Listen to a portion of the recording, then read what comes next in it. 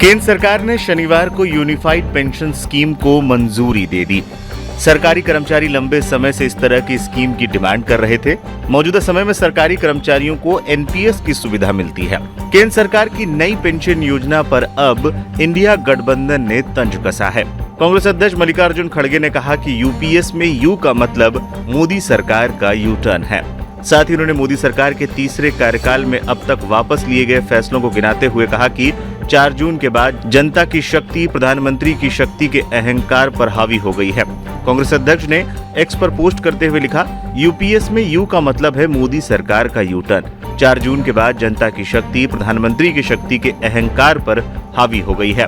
खड़गे ने लिखा, long term capital gain indexation के संबंध में बजट में रोल बैक, वक्फ बिल को जेपीसी को भेजना, ब्रॉडकास्ट बिल को वापस लेना, लैटरल एंट्री का रोल बैक इसके उदाहरण है। हम जवाबदेही सुनिश्चित करते रहेंगे और 140 करोड़ भारतीयों को इस निरंकुश सरकार से बचाएंगे। इससे पहले शनिवार को प्रधानमंत्री मोदी की अगुवाई में कैबिनेट ने केंद्र सरकार के कर्मचारियों के लिए यूनिफाइड पेंशन स्कीम लागू करने की मंजूरी दे दी थी। नई यूनिफाइड पेंशन स्कीम का मकसद कर्मचारियों को सुनिश्चित पेंशन, पारिवारिक पेंशन और न्यूनतम पेंशन की गारंटी देना है। सरकार के अनुसार इस स्कीम में 23 लाख सरकारी कर्मचारियों को फायदा मिलेगा।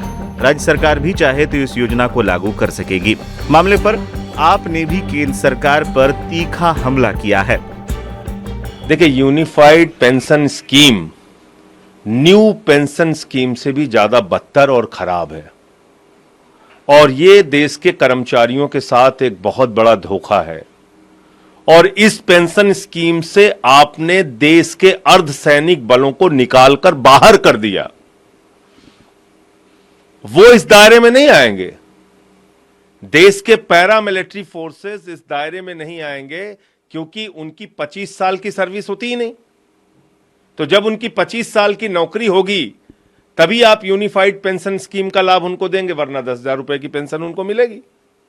दूसरी बात इसमें क्या है कि जब से आपने अपनी नौकरी शुरू की, मान लीजिए आपने 40 साल नौकरी की, तो हर महीने आपका 10% सैलरी से कटेगा पेंशन के नाम पे और उसके बाद पूरा पैसा सरकार अपने पास रख लेगी। मान लीजिए 1 लाख की सैलरी है, 40 साल आपने नौकरी की, कभी 2 लाख होगी सैलरी आगे बढ़ के आपकी, कभी 3 लाख होगी।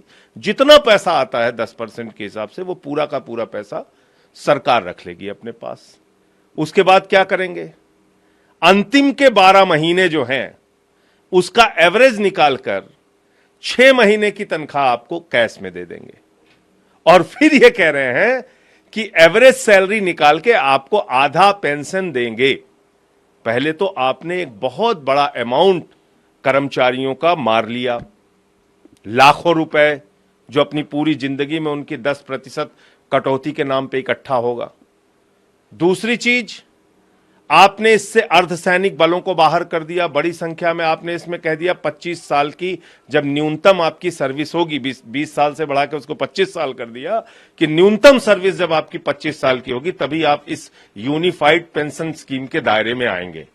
तो कुल मिलाकर ये एनपीएस से भी ज्यादा बदतर यूपीएस आया है और देश के कर्मचारियों के साथ एक बहुत बड़ा धोखा मोदी सरकार ने किया है, जिसको इस देश के कर्मचारी समझते हैं और इसका जवाब होगा।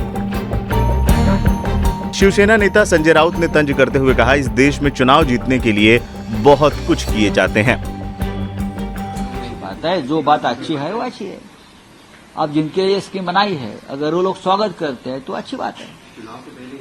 अब चुनाव से पहले ये बातें होती है ना। चुनाव से पहले अगर कुछ लोग देश को युद्ध के खाई में ढकलते हैं तो और क्या होना चाहिए? दंगे कराते हैं, चुनाव जीतना है। चुनाव जीतने के लिए इस हमारे देश के लोकतंत्र में कुछ भी होता है। वार रुकवाते भी है और वार शुरू भी करते हैं।